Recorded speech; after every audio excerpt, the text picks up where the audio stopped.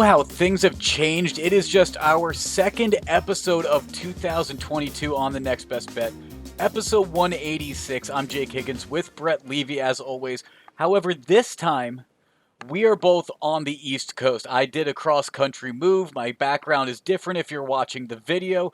We could talk about how we did last episode, Brett, but we can really just gloss over it. I mean, I lost by the hook on two of my bets, and my Moneyline bet lost by 1 point. I did get one win, though. However, it wasn't my pick of the pot. Nope, a win is a win, Higgins. You take it to the bank, and you smile, you say thank you, and you come back and live to fight another day. I pushed my Levy lock, beating the book there, getting the Rams at -3.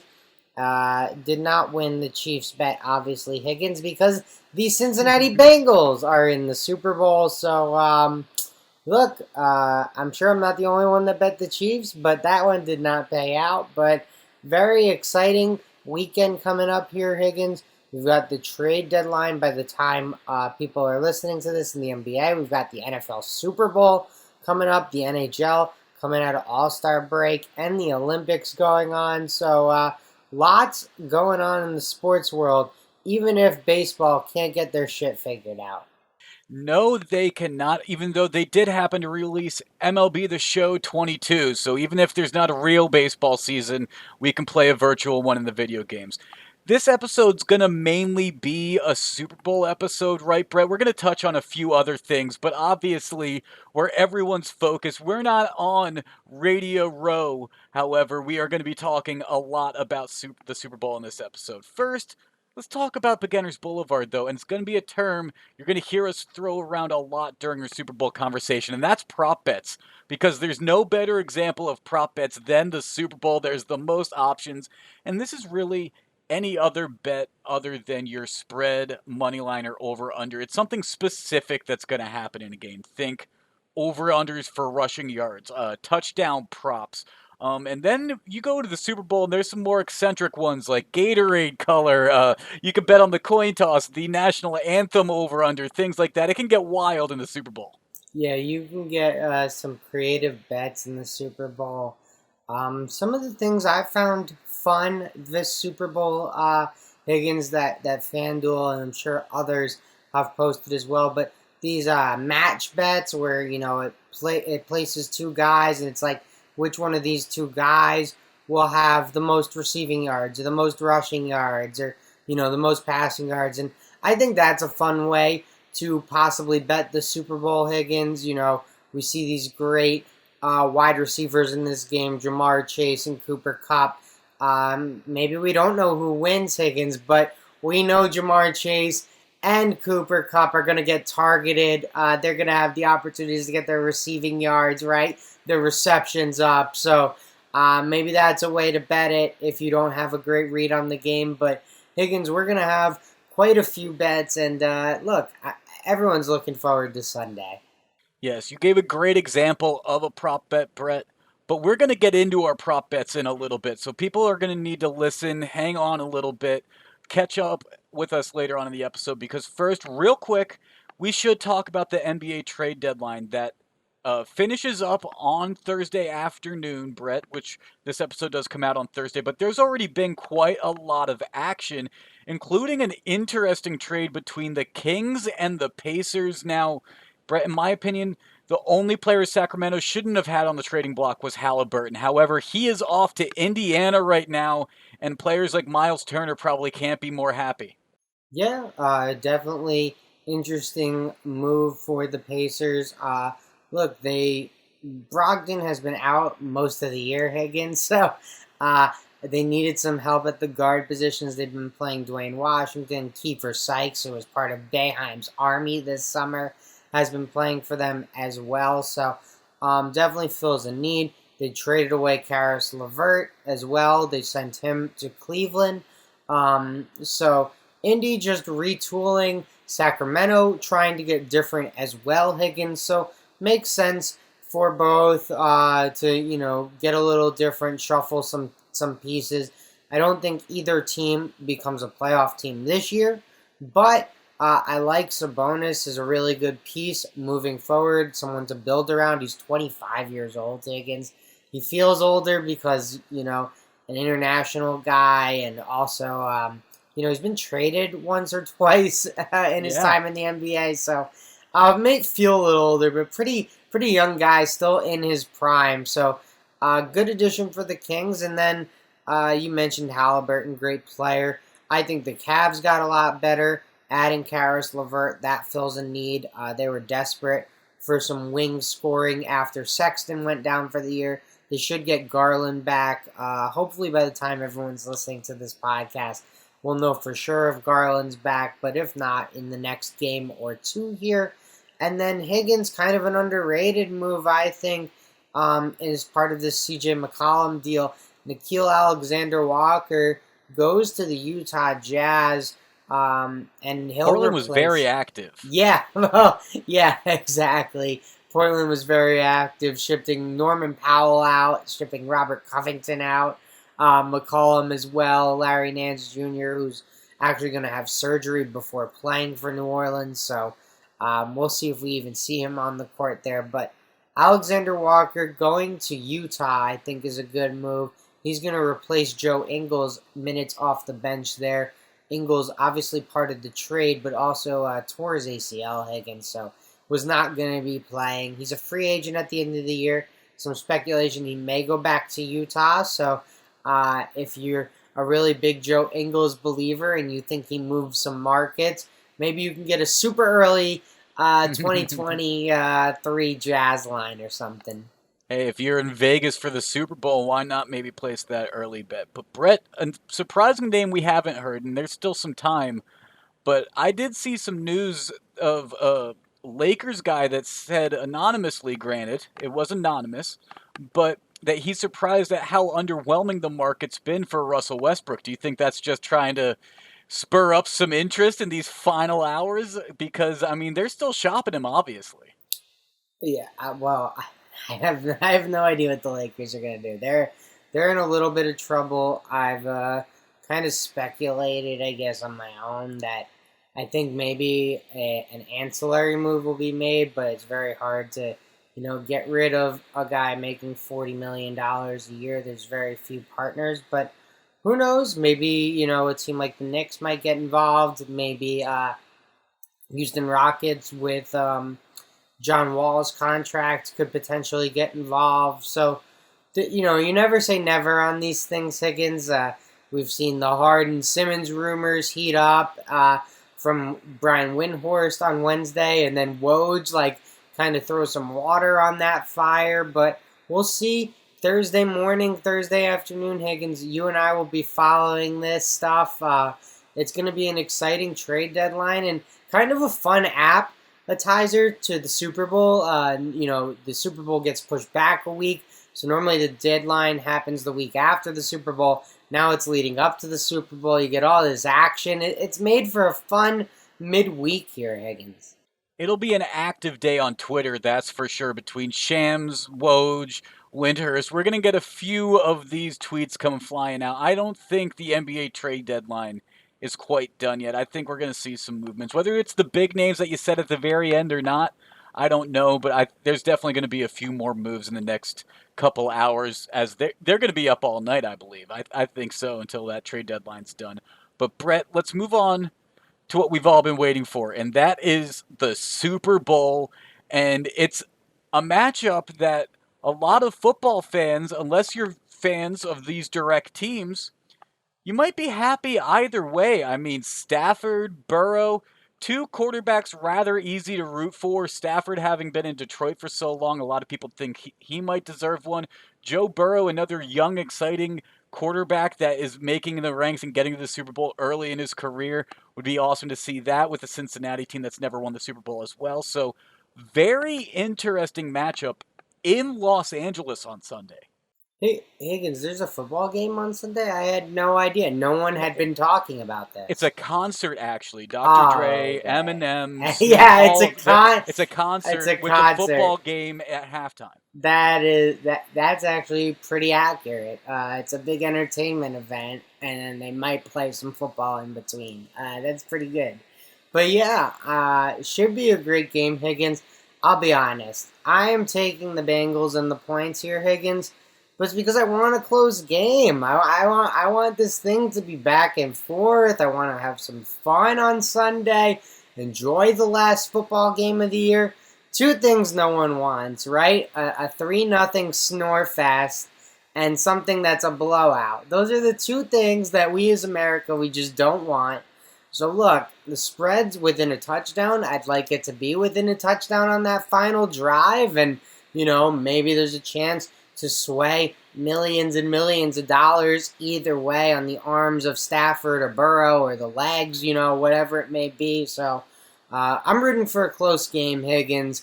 I think the Bengals, one of the best teams in the NFL this year at covering the spreads, they get one more covered, and they cover that +4. But I will say, just because I got to be honest with everyone, this isn't like an all-time lock for me. I actually think if, I put these teams down and drafted them position by position, I'd probably end up with more Rams on my roster than Bengals. So I think the Rams probably deserve to be favored in this one, Higgins, but betting with the heart a little bit here. Last football game of the year, can't hold anything back. I mean, you're betting with the heart. I'm absolutely contributing that to part of mine. And I'll be honest right up front. My cousin is married to a man that was drafted by the Bengals. Seventh round, only played a few years with the Bengals, but he did make the cut and he did play for the Bengals. So I have to root for the Bengals, in my opinion. I'll also, they have a wide receiver with the last name Higgins. If they win, I will be buying a T. Higgins jersey. I want that to happen, to be honest. So I'm going Bengals money line. And there's a few interesting reasons why I also think this is going to happen. I mean, first off, the Bengals are red hot after that win over the Kansas City Chiefs in Arrowhead in overtime. They are going back into the Rams' home stadium to go play them. But the interesting thing is, the Bengals are technically the home team in this one. So they are going to get the home locker rooms. They are going to get the home sideline. How do the Rams deal with that? We saw this with the Buccaneers in Tampa Bay last year with the Super Bowl, but the Bucs were the home team, got their own sideline and their own locker room. I don't know what it's going to be like for the Rams. Just a little knuckleball, a little wrench in the day for the Rams that's going to feel unusual showing up to that stadium. Not to mention, the Rams have had a terribly hard time actually getting their fans to show a majority in SoFi all season long. Now, are they going to be able to do that during a Super Bowl game where these tickets are astronomically high? I don't think so, Brett. Bengals money line +166. All right, fair enough. Well, hopefully, this is far enough off the pillars that we can both cash here. Absolutely. I mean, you could still be right and I could still be wrong. That is true. That's true. I want us both to walk out winners, Higgins. That would be ideal. So hopefully the pillars do not come crashing down here. But you and I, we spoke about props at the very top in Beginners Boulevard, Higgins.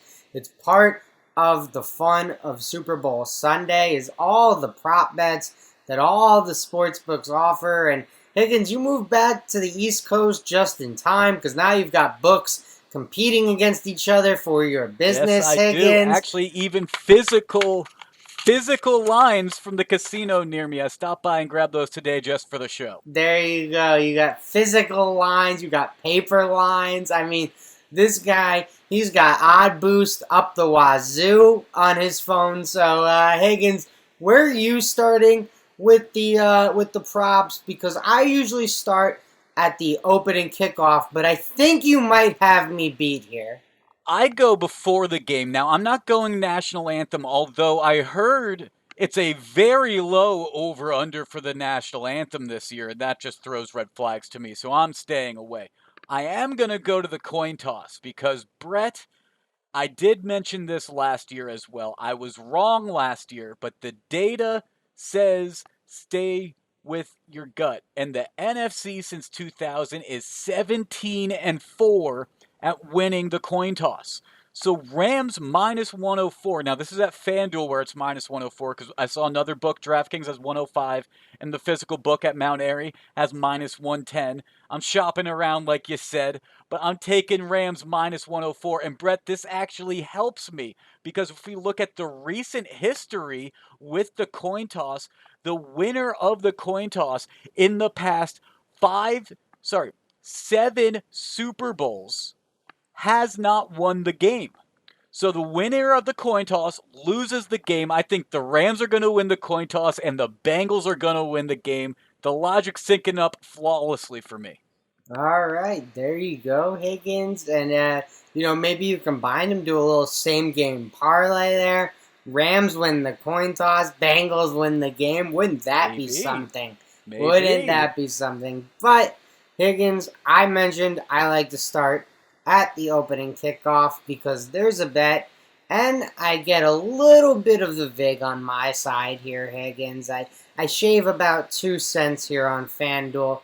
Opening kickoff to be a touchback.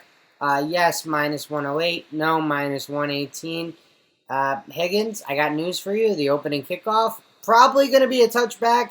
These teams come out conservative. You do not want to fumble the first play of the Super Bowl. Coach is going to say to his guys, his adrenaline pumping guys, everyone's all hyped, ready to make a play. Hey, guys, let's just get our offense out on the field here. And I bet the first play's probably a handoff to Higgins. You just don't want to throw an interception. You just want to get into the flow of the game, make it as normal as possible. So, opening kickoff to be a touchback, minus 108. I like that a lot. And I think as the game goes on, these coaches and teams come out of their shells a little bit, Higgins. But that first quarter in the Super Bowl, rarely do we see fireworks in the first quarter of the Super Bowl. Yes, and this is a line that I think I'm actually purposely staying away from, Brett, because actually last year, Pat McAfee broke down why often the first kick at the Super Bowl isn't a touchback, and that's because it's a brand new ball that goes immediately to the Hall of Fame as soon as it's kicked, so that's harder to apparently kick out of the end zone for a touchback. However, both kickers, McPherson and Gay, they average touchbacks on kickoffs at a 60% rate. So these contradicting factors, I I don't know. I'm staying away from it. I'm staying away from the kickoff prop, but I like the commitment. Yeah, I don't need it to go out of the end zone, Higgins. I just need the guy to knee in the end zone. That's all I need. That's true. There That's you go, true. Pat. Take that. Take that for data. All right. Well, Brett, let's get to some other interesting props. I mean, we have the standard ones like a Cooper Cup total receptions that I'm going to be on. Now, I shopped this one around, and actually, FanDuel by far had the best lines with over 8.5 at plus 110. The under 8.5 is at minus 146, has some heavy juice on it. I'm taking the over. Cooper Cup, this offense and the success of these offensive drives stem off of getting Cup into open areas in between the zone. I think that the Rams have been able to do this all year, and they're going to be able to do this again in the Super Bowl. I don't know if Cup necessarily scores a touchdown. I'm staying away from the touchdown props myself, but I'm going to take over 8.5 receptions because he has been the source of their production on offense for much of the season. I don't think that changes in the Super Bowl. Fair enough, Higgins. You said you're unsure about touchdown scores. Well, I've got news for you, Higgins. There's one thing I feel very confident in, and that is Odell Beckham Jr. is made for primetime football games. This guy, Higgins, makes some of his best plays on primetime TV or when he's playing the Dallas Cowboys, pretty much exclusively in those two spots. And guess what, Higgins? No Dallas Cowboys in this one, but I got the primetime national TV, all eyes on Odell in LA. Gonna be a free agent at the end of the year, Higgins. He wants to put on a show. He's crossing that goal line. I mean, it just makes so much sense. It's just such a narrative-driven bet, but I don't care, Higgins. anytime touchdown scores, you're throwing a dart anyway. Anything can happen over the course of a game, a fluky pass interference. And all of a sudden, it's a rushing play instead of a passing touchdown, right? So, look, these are all dart throws. I'm getting plus money at plus 140. He's the number 2 option on the Rams as their receivers go. And obviously with Higbee out, or potentially out, I don't want to jump the gun here, but looking not very likely to play, I expect more targets to go Odell and Cooper Kupp's way. Possibly Van Jefferson too, if you want to look at some lower numbers, maybe some low-hanging fruit there for Van Jefferson.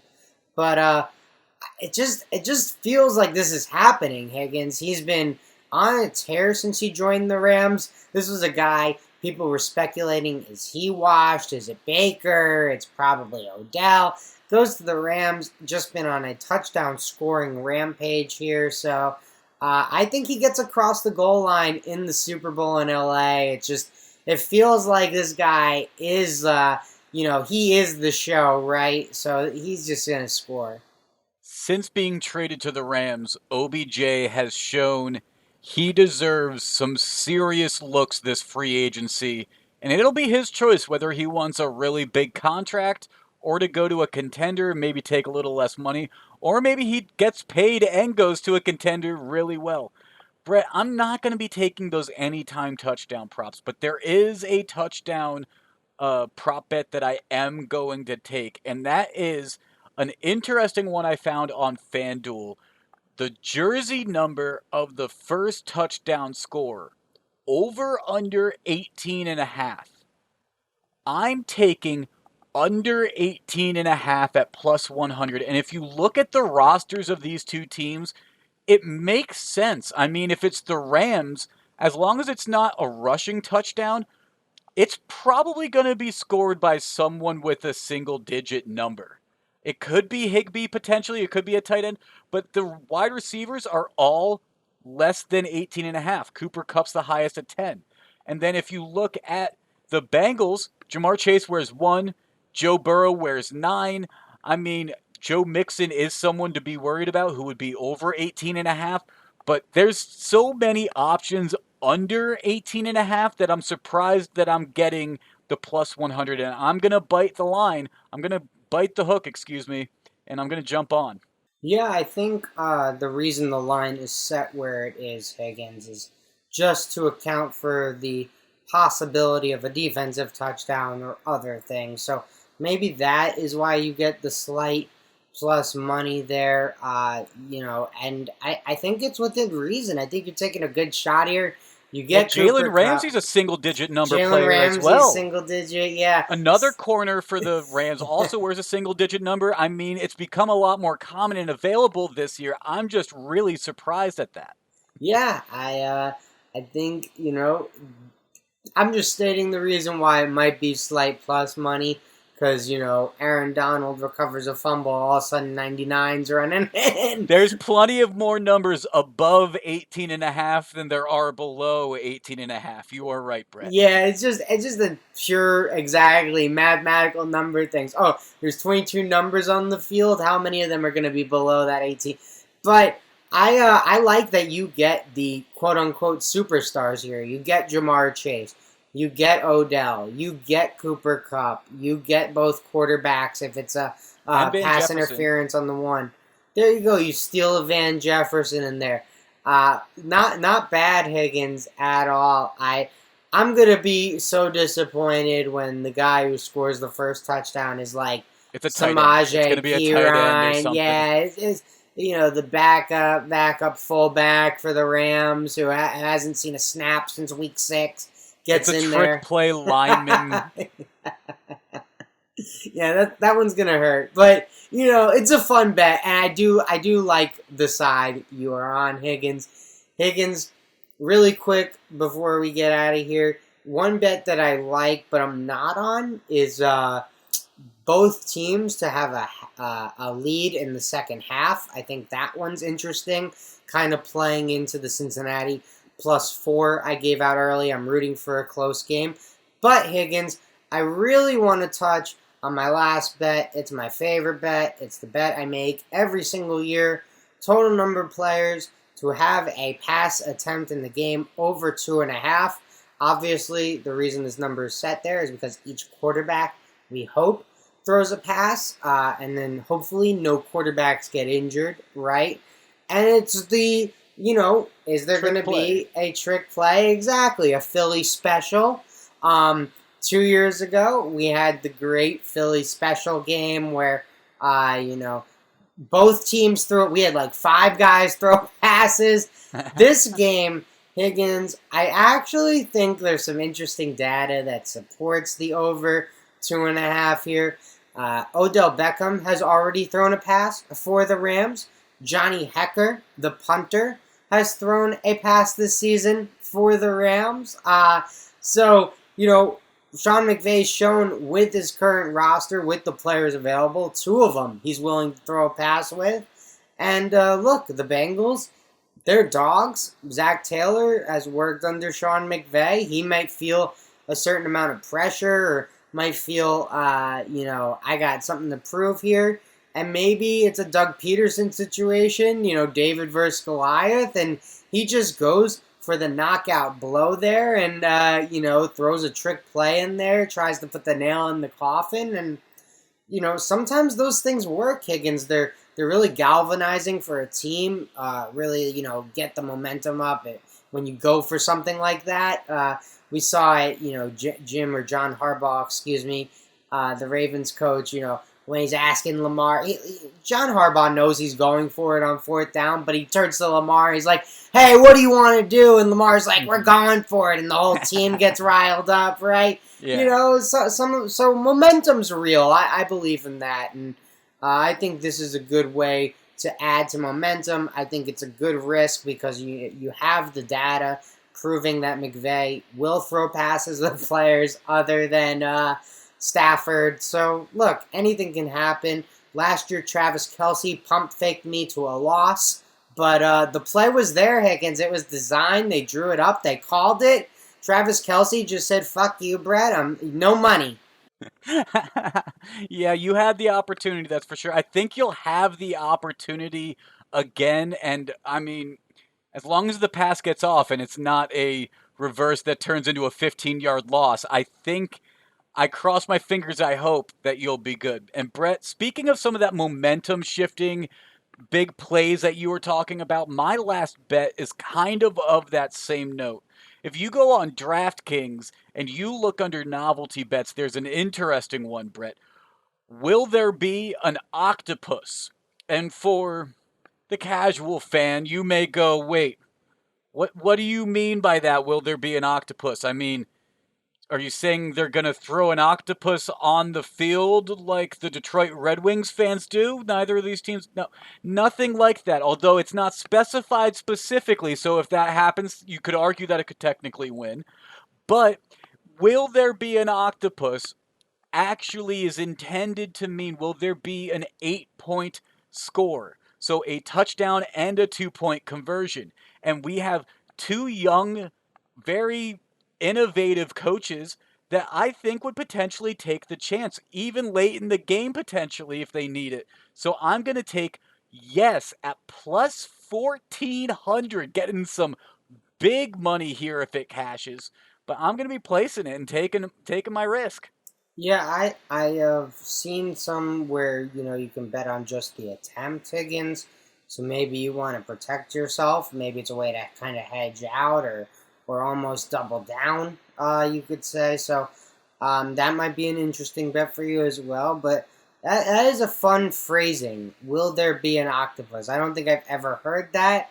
And when you were giving your little spiel about what does this mean, if you had asked me, I would have said the Detroit Red Wings thing. I would have been like, they think a bunch of Detroit Red Wings fans are going to show up with their octopuses.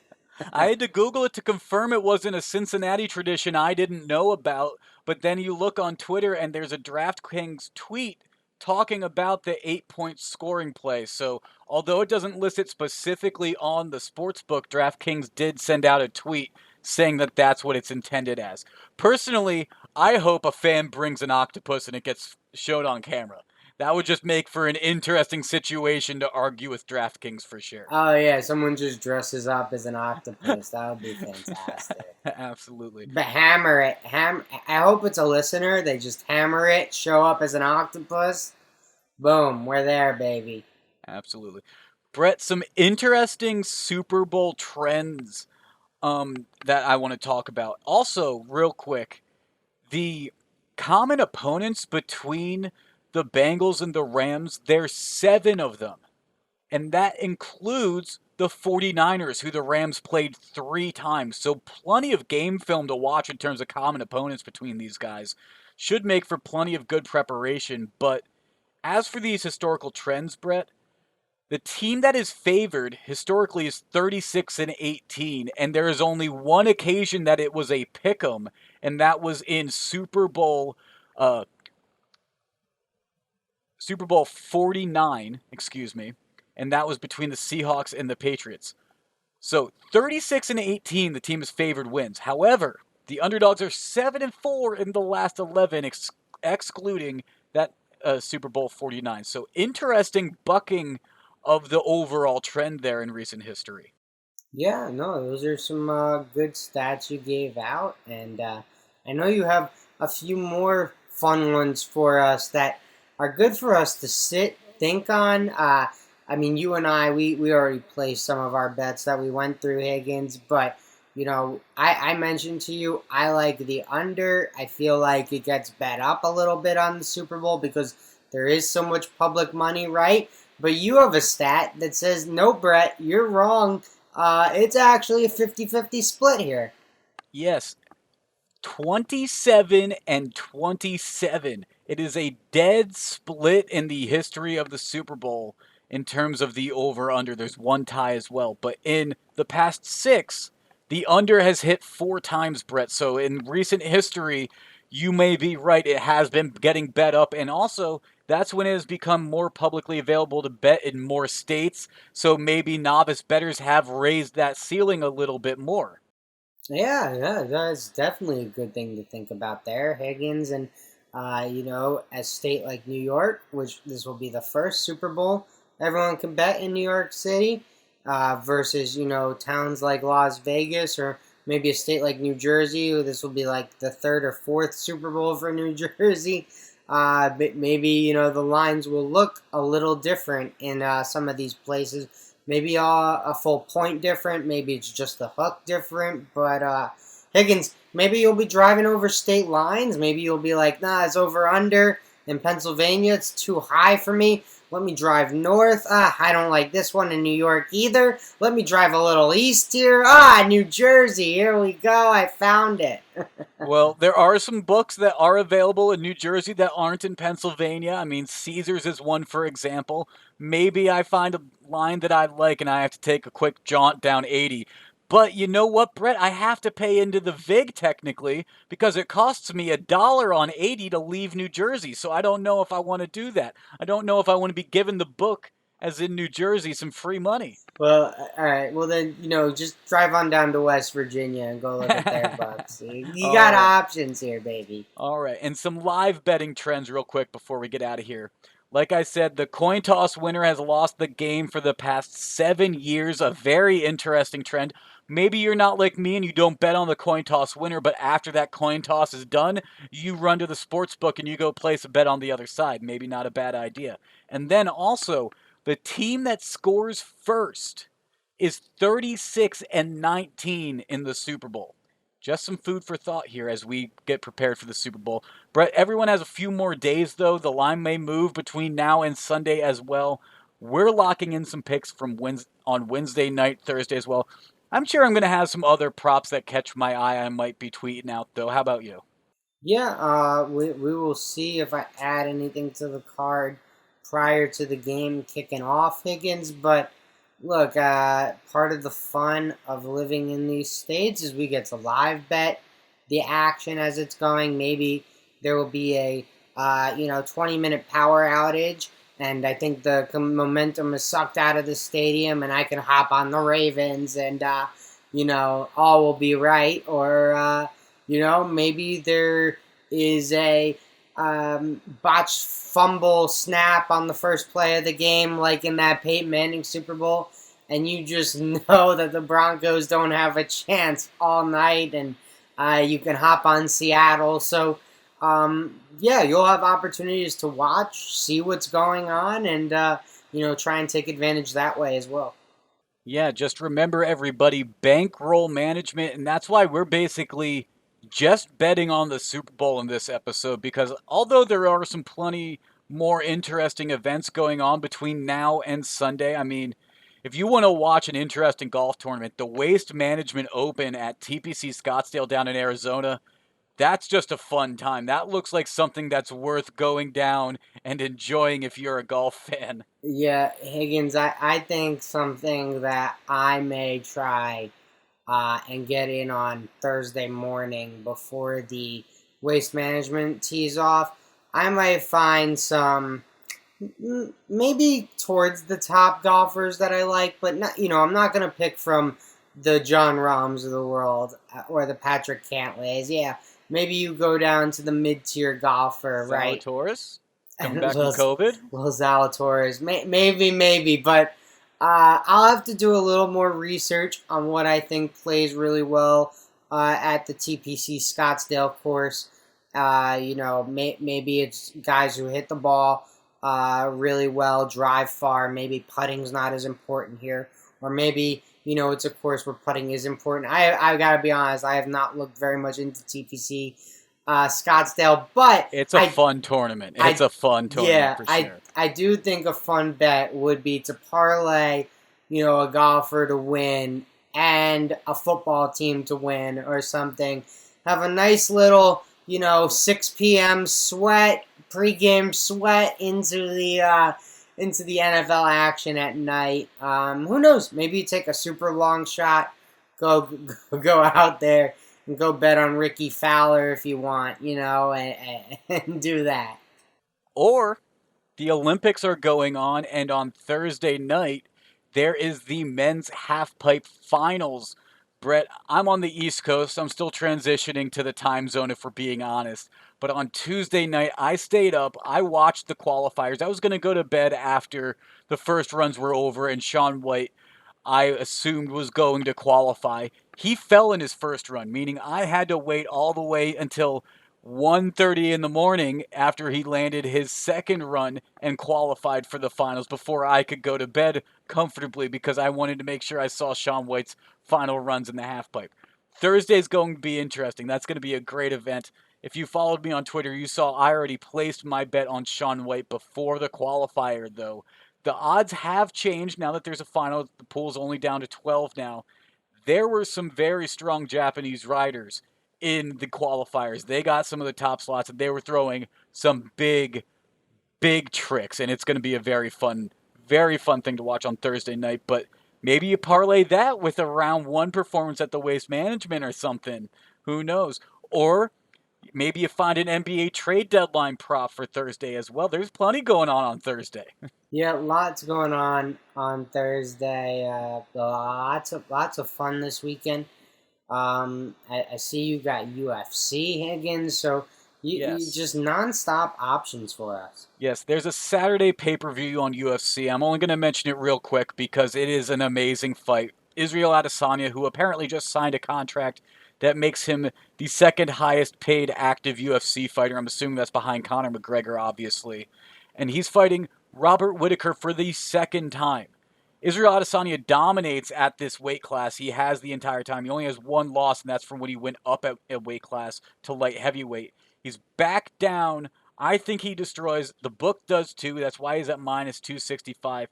I'm going to wait till closer till Saturday, but I will be betting on this fight in some way. That's for sure.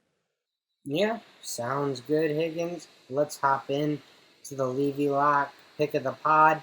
I don't know what's worse, a no result or a loss, but I feel like I'd rather be 0-0-1 versus 0-1. So I think I have the odds, the I think honors. you have the honors, plus our Beginners Boulevard term was prop betting. And isn't that what your Levy Lock is one of your props? It is a prop for sure.